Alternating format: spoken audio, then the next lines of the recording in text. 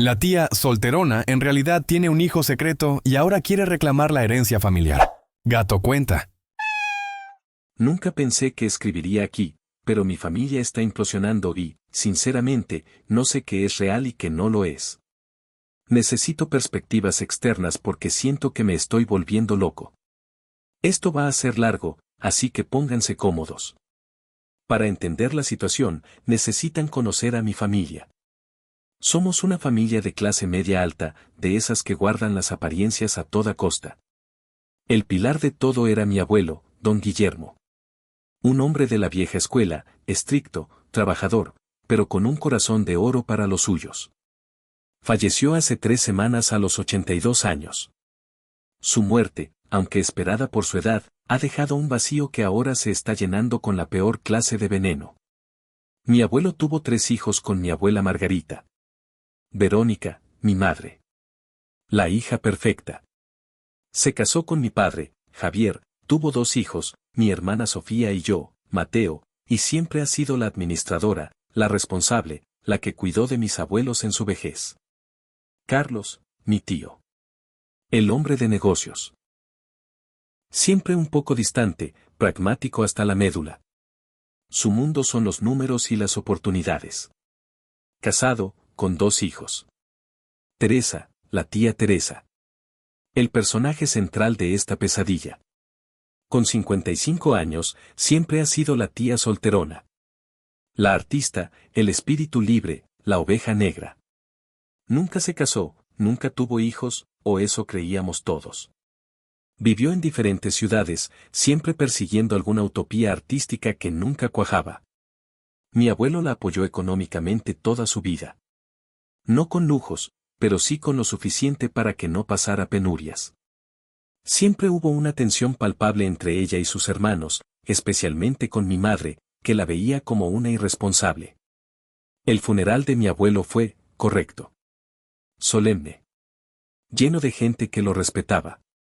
Tía Teresa lloró de una forma casi teatral, un llanto desgarrador que, en ese momento, me pareció genuino. Ahora, lo veo como el primer acto de su obra maestra. La semana pasada fue la lectura del testamento. El abogado de la familia, el licenciado Ricardo, nos reunió en el despacho de mi abuelo. El aire estaba cargado. El testamento era exactamente lo que esperábamos, simple y justo. La casa principal para mi abuela Margarita y el resto del patrimonio, un par de propiedades de alquiler, las inversiones y los ahorros, dividido en 3 partes iguales para sus 3 hijos, Verónica, Carlos y Teresa. Sentí un alivio colectivo en la sala. No habría peleas. Mi abuelo había sido ecuánime. Mi tío Carlos ya hacía cálculos mentales, mi madre parecía satisfecha de que la justicia se hubiera hecho, y tía Teresa, ella tenía una sonrisita extraña. No era de felicidad. Era de expectación. Cuando el licenciado Ricardo terminó y nos preguntó si había alguna duda, Teresa se aclaró la garganta. De hecho, sí, Ricardo, dijo, con una calma que helaba la sangre. Hay un pequeño error de omisión en el testamento de mi padre. Todos la miramos. Mi tío Carlos frunció el ceño. ¿De qué hablas, Teresa? Papá fue muy claro. Teresa se levantó y caminó lentamente hacia el centro de la habitación. Disfrutaba del momento, saboreaba cada segundo de nuestra confusión. Papá dividió su patrimonio entre sus 3 hijos, partiendo de la base de que tenía, si no me equivoco, hizo una pausa dramática, contando con los dedos, 7 nietos. ¿Correcto? Contamos mentalmente. Los 2 hijos de Carlos, los 2 de mi madre, los 3 de, un momento. Somos 4 nietos, no 7. Mi madre la corrigió, somos 4, Teresa. Mis 2 hijos y los 2 de Carlos. La sonrisa de Teresa se ensanchó. Ahí está el detalle. Verán, mi padre no tenía 7 nietos. Tenía 5. Miró directamente al abogado. Y el 5.º nieto es mi hijo. El silencio que cayó en el despacho fue absoluto, denso, sofocante.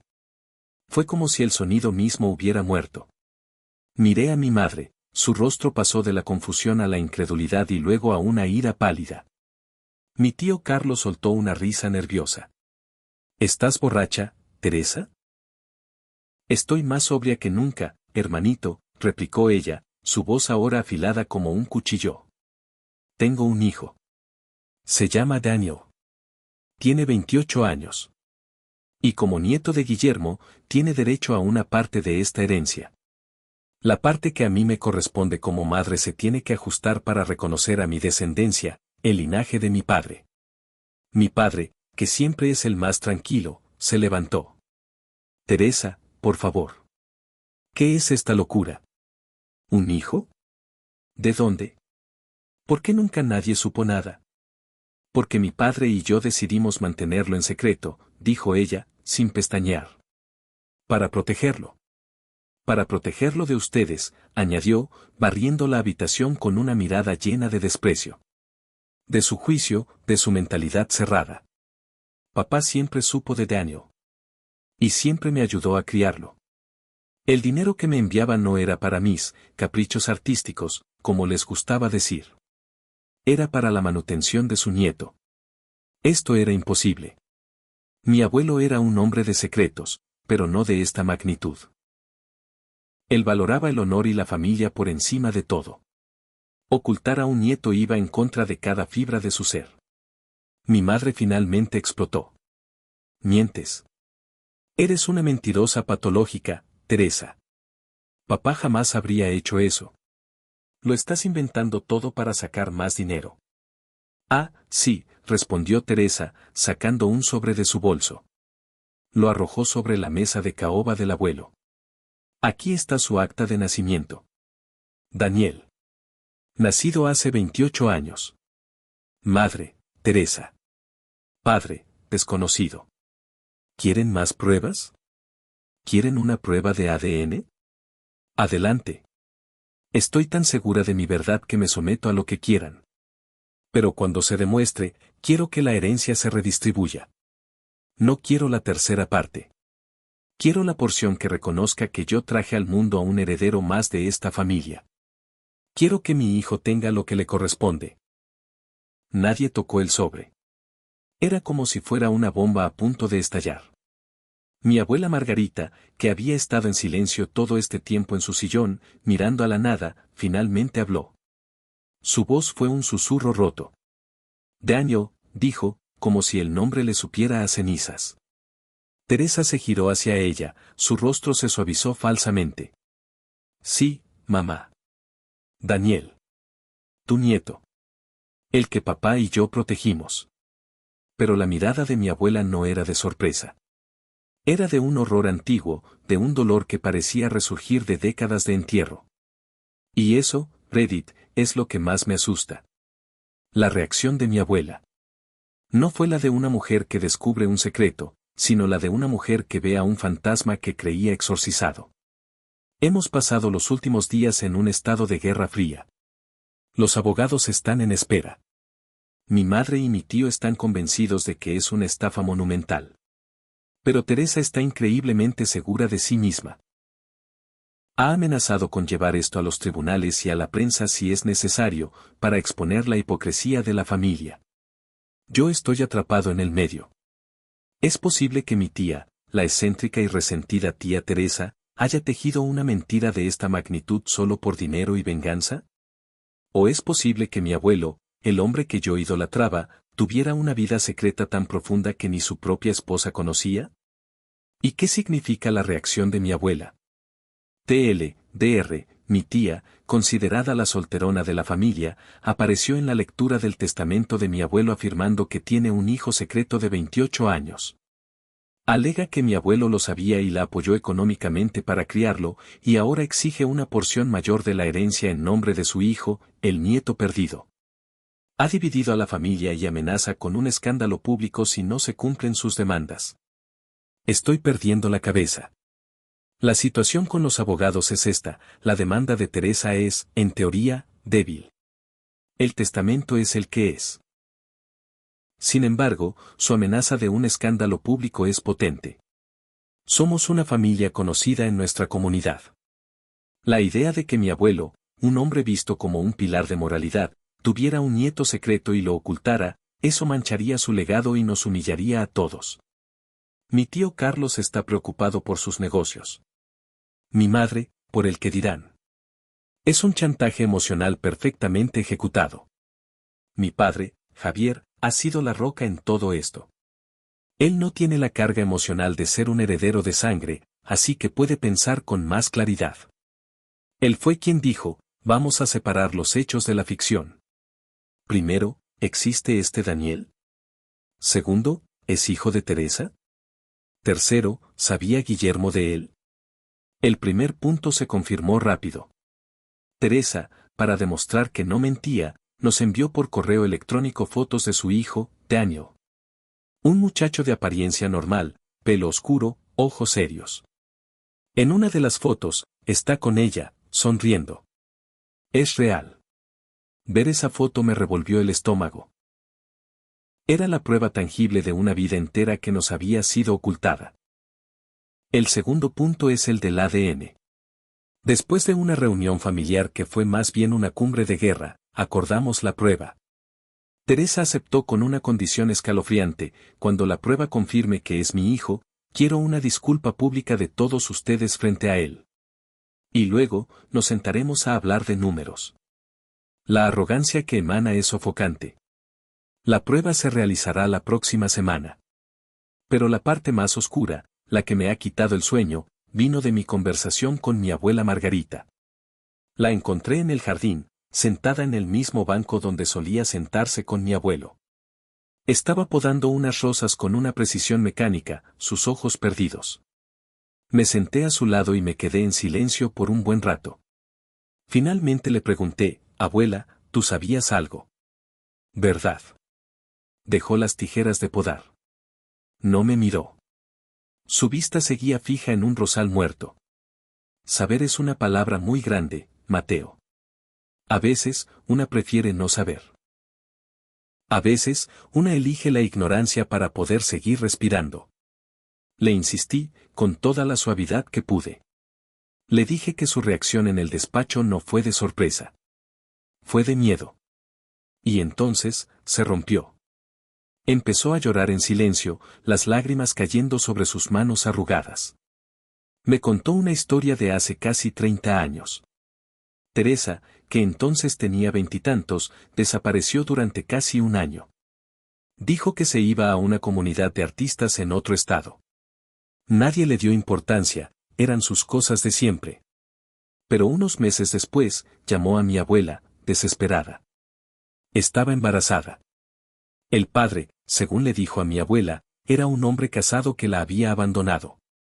Estaba sola, aterrorizada y avergonzada.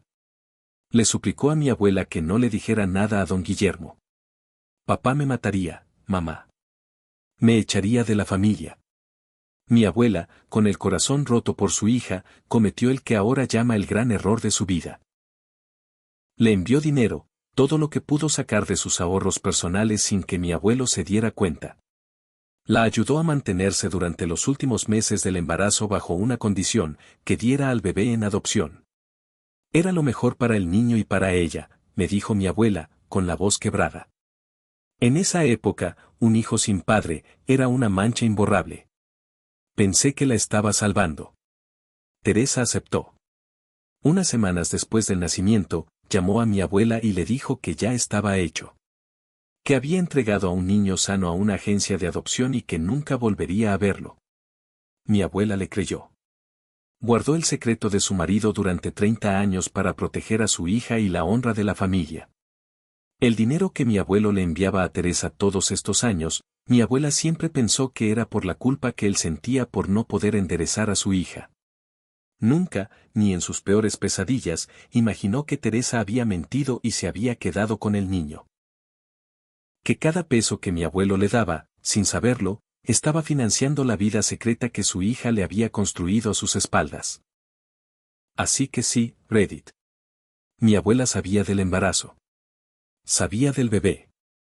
Pero creía que ese bebé había desaparecido de sus vidas para siempre. El nombre Daniel la aterrorizó porque significaba que el fantasma no estaba muerto. Había crecido y ahora estaba llamando a la puerta. La prueba de ADN es casi una formalidad. Sabemos que Daniel es, muy probablemente, su hijo. La verdadera pregunta ahora es la que planteó mi padre, ¿lo sabía mi abuelo? La historia de mi abuela sugiere que no. Que él fue engañado por partida doble, por su hija, que le ocultó un nieto, y por su esposa, que le ocultó un embarazo. Teresa insiste en que el abuelo lo sabía todo. Dice que tiene pruebas. Cartas. Registros. Dice que mi abuela miente para proteger su propia imagen de esposa perfecta. Teresa quiere organizar una cena la próxima semana. Una cena familiar, la llama. Quiere presentar a Daniel oficialmente. Siento que es una trampa, una ejecución pública. Pero negarnos solo la haría parecer más víctima.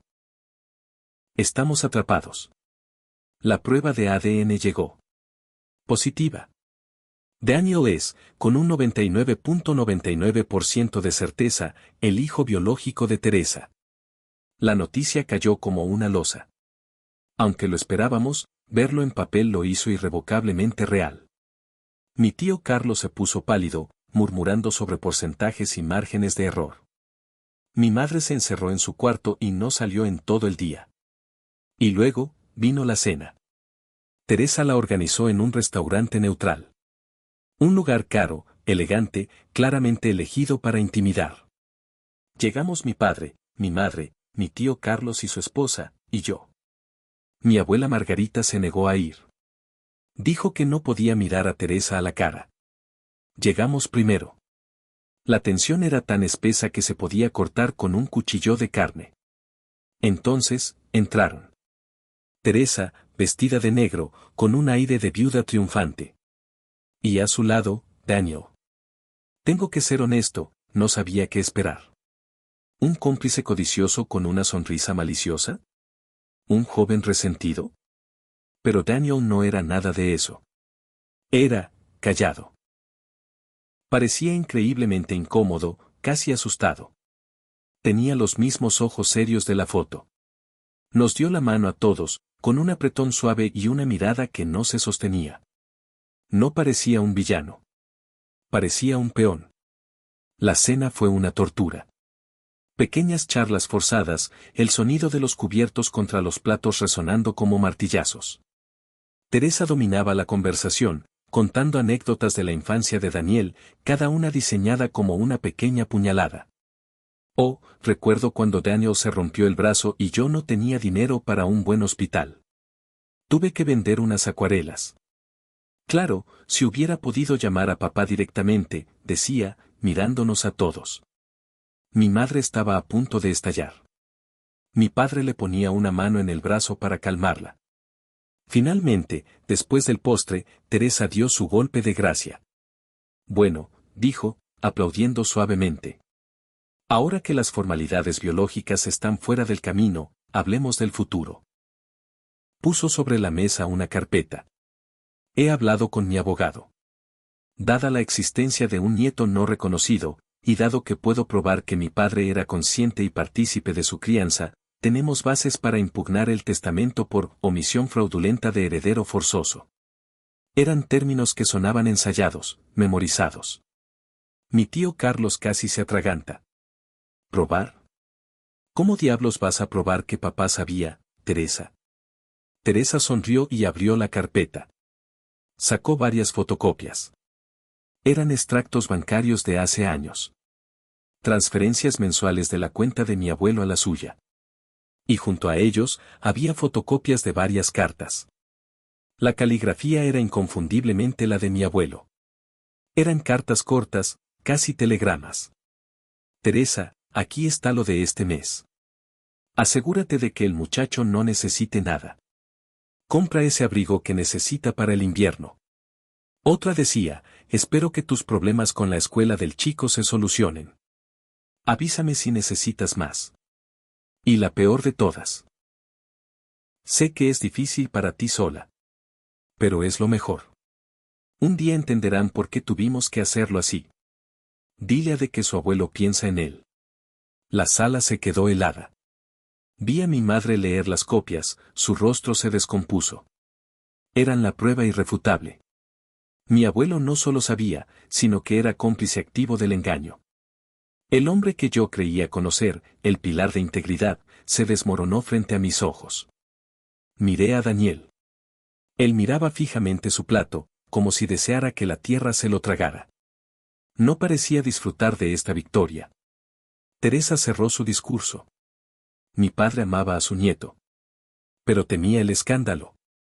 Temía el juicio de mi madre y de ustedes. Por eso lo mantuvimos en secreto.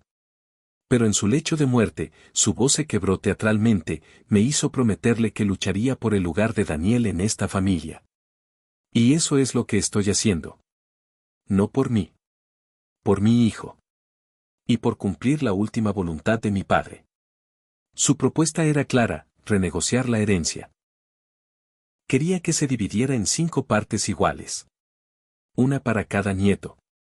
Esto reduciría drásticamente la parte de sus hermanos, ya que su rama familiar recibiría 2/5 partes del total, una para ella como hija y otra para Daniel como nieto, o alguna fórmula legal retorcida que su abogado había ideado. Nos fuimos de esa cena derrotados. Las cartas eran un misil nuclear. Mi madre lloraba en el coche, no por el dinero, sino por la traición de su padre. Mi tío estaba furioso, hablando de contratar a un grafólogo para probar que las cartas eran falsas. Yo no podía dejar de pensar en 2 cosas, la cara de sufrimiento de Daniel y algo que no cuadraba. Si mi abuelo quería tanto a este nieto y se sentía tan culpable, ¿por qué no lo incluyó explícitamente en el testamento? ¿Por qué dejar esta bomba de tiempo para que explotara después de su muerte? Un hombre tan meticuloso como él, no tiene sentido. A menos que la historia de Teresa no sea toda la verdad. Decidí que no podía quedarme de brazos cruzados. Tenía que encontrar algo. Tenía que entender al verdadero hombre que fue mi abuelo. Así que empecé a hacer lo único que se me ocurrió, revisar sus cosas. Su despacho, que había permanecido intacto desde su muerte. Buscando una aguja en un pajar. Pasé las últimas 48 horas encerrado en el despacho de mi abuelo. Revisé cada libro, cada cajón, cada archivo. Mi familia pensaba que estaba loco, que buscaba fantasmas. Encontré sus viejas agendas, sus declaraciones de impuestos, álbumes de fotos. Nada. Estaba a punto de rendirme. Me senté en su viejo sillón de cuero, olía a él, a tabaco de pipa y a libros viejos. Me sentía derrotado. Mi mirada se posó en un pesado pisapapeles de mármol sobre el escritorio. Lo levanté sin pensar, y debajo había un pequeño rasguño en la madera. Lo presioné. Un clic. Una pequeña sección del fondo del cajón principal del escritorio se levantó. Un compartimento secreto. Mi corazón empezó a latir con fuerza. Dentro había 2 cosas. Un pequeño libro de contabilidad de tapa negra y un sobre amarillo, grueso y sellado. En el sobre, con la caligrafía de mi abuelo, ponía, para Margarita. Leer solo después de mi muerte. Mi sangre se heló. Llamé a mi padre y le pedí que trajera a mi abuela inmediatamente. No le dije por qué. Mientras esperaba, abrí el libro de contabilidad. No era financiero. Era un diario. Un registro de su vida emocional. Y allí estaba todo. Las entradas comenzaron hace casi 30 años. Entrada 1, Margarita está rara. Distante. Siento que me oculta algo. Le pregunté y lo negó. Pero conozco a mi esposa. Entrada 2, Teresa llamó. Pide dinero. Otra vez. Dice que es para un curso de escultura. Su voz sonaba rota. Hay algo más. Entrada 3, descubrí la verdad. No por ellas. Por un error. Una carta que no debí ver. Teresa estuvo embarazada. Margarita lo sabía.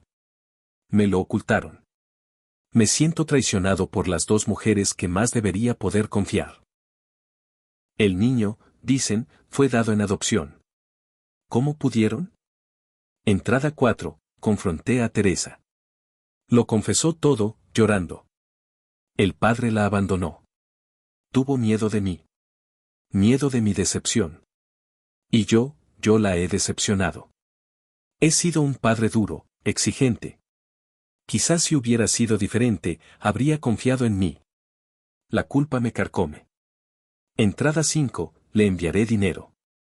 Todos los meses. No porque me lo pida, sino porque es mi deber. Es mi penitencia por ser el padre que fui. Ella cree que me está engañando, que no sé que el dinero es para calmar su conciencia. Que lo siga creyendo. Es mi forma de cuidarla, aunque sea a distancia.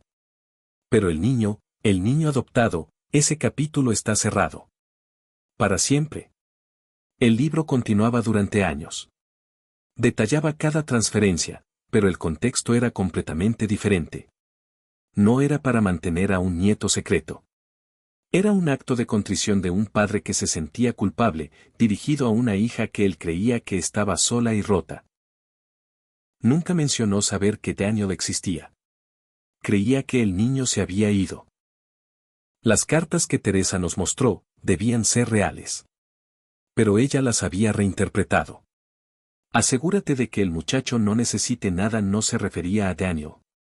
En el diario, mi abuelo usaba la palabra muchacho para referirse a sí mismo cuando era joven, y en las cartas a Teresa, era un código para sus problemas o demonios internos. Dile a de que su abuelo piensa en él no era Daniel. Era dile a tu dolor que su abuelo piensa en él. Era poético, retorcido, la forma en que un hombre de su generación procesaría la emoción. Teresa había construido su arma nuclear sobre una mentira de omisión. Había tomado la verdad de mi abuelo y la había torcido para que se ajustara a su narrativa. Cuando mi abuela llegó, le entregué el sobre amarillo. Sus manos temblaban tanto que apenas podía abrirlo. Mi padre y yo esperamos en silencio. La carta era larga. En ella, mi abuelo le contaba todo. Le pedía perdón por no haber sido el marido con el que ella pudiera compartir esa carga. Le explicaba su decisión de ayudar a Teresa, no como un encubrimiento, sino como un acto de amor paternal defectuoso. Y al final, venía la frase que lo cambiaba todo. Margarita, mi amor. Mi testamento es claro y es mi última y verdadera voluntad. Dejo mis bienes a nuestros 3 hijos por igual, porque son los hijos que conocí, amé y crié. No reconozco a ningún otro descendiente porque, hasta donde yo sé, no existe. Si Teresa alguna vez, en su desesperación, intentara usar mi ayuda como arma, te entrego esta carta como mi voz desde la tumba. Que Dios me perdone por mis errores como padre, y que te perdone a ti por los tuyos como esposa. Pero nuestra familia, la que construimos, no debe ser destruida por los fantasmas del pasado. Mi abuela dejó caer la carta y soltó un sollozo que pareció venir del fondo de su alma. Era un sonido de alivio, de dolor, de vindicación y de una profunda y amarga tristeza. La verdad estaba fuera. Y era mucho más sucia y dolorosa que la mentira de Teresa. Armados con el diario y la carta, convocamos a una última reunión familiar. En nuestra casa. En nuestro territorio. Teresa llegó con Daniel. Supongo que esperaba una capitulación. En su rostro había una máscara de suficiencia. Daniel, como siempre, parecía un prisionero camino al patíbulo. Mi madre, mi padre, mi tío, su esposa, mi abuela y yo estábamos allí. El ambiente era eléctrico. Mi padre comenzó. Con una voz tranquila y firme, le dijo a Teresa, hemos encontrado algo de tu padre. Algo que lo aclara todo. Teresa se rió. Ah, sí. ¿Más intentos desesperados por desheredar a mi hijo? En lugar de responder, mi abuela se levantó. Caminó hacia Teresa y, sin decir una palabra, le entregó la carta de mi abuelo. Teresa la cogió, extrañada. Mientras la leía, su rostro comenzó a cambiar. La confianza se evaporó, reemplazada por una pálida incredulidad. Sus ojos se movían frenéticamente por la página. Su respiración se aceleró. Cuando terminó, el papel temblaba en su mano. Esto es mentira. Lo falsificaron. No lo hicimos, dije yo, y puse el pequeño libro negro sobre la mesa. Y esto tampoco es falso. Es su diario. Su penitencia. Cada pensamiento, cada transferencia, cada gramo de culpa. Lo sabemos todo, tía. Sabemos del embarazo. Sabemos que le mentiste a la abuela sobre la adopción. Y sabemos que le mentiste a tu propio padre toda tu vida, haciéndole creer que estabas sola cuando en realidad criabas a un hijo a sus espaldas. Cada palabra que decía parecía golpearla físicamente. Se encogió. La villana triunfante se había convertido en una niña asustada y acorralada. Tú tomaste su culpa y la convertiste en un cheque en blanco, continuó mi madre, su voz llena de un dolor helado. Usaste su amor por ti como un arma contra tu propia familia. Le hiciste creer que estaba ayudando a su hija rota, mientras tú construías una mentira para darle a tu hijo un futuro a costa nuestra. ¿Cómo pudiste? Teresa se desmoronó. Empezó a sollozar, esta vez de verdad. Unos sollozos feos, desesperados. No lo entienden, gritó entre lágrimas. Yo lo hice todo por él. Por Daniel. Quería darle todo lo que yo nunca tuve. Una vida sin tener que mendigar, sin tener que sentirse menos. Ustedes siempre lo tuvieron todo. La familia perfecta, el dinero, el respeto de papá. Yo no tenía nada. Solo a él. Y entonces, por primera vez, Daniel habló. Su voz era baja, pero cortó el aire como un cristal roto. Se giró hacia su madre. Así que, todo es mentira. Teresa se quedó sin aliento. No, mi amor, no todo. El abuelo sabía de mí, sí o no, insistió Daniel, sus ojos fijos en ella. Teresa no pudo responder. El silencio fue su confesión. Daniel negó con la cabeza lentamente, una lágrima rodando por su mejilla.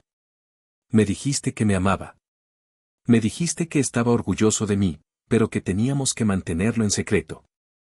Me hiciste leer esas cartas y me dijiste que eran para mí. Toda mi vida, ha sido una mentira que tú construiste. Se levantó de la silla. Miró a su madre con una mezcla de lástima y repulsión. Luego nos miró a nosotros. No quiero su dinero, dijo con una dignidad que ninguno de nosotros esperaba. No quiero nada que venga de esto. Lo siento. Siento mucho el dolor que mi madre les ha causado. Se dio la vuelta y caminó hacia la puerta. Daniel, no, gritó Teresa, intentando ir tras él. Daniel, por favor. Pero él no se detuvo. Abrió la puerta y se fue, cerrándola suavemente detrás de él.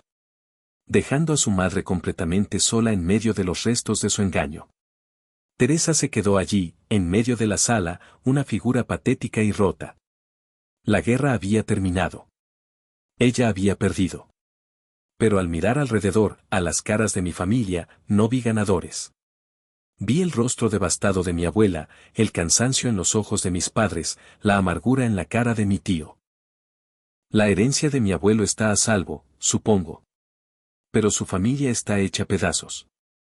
No sé si alguna vez podremos reparar las grietas.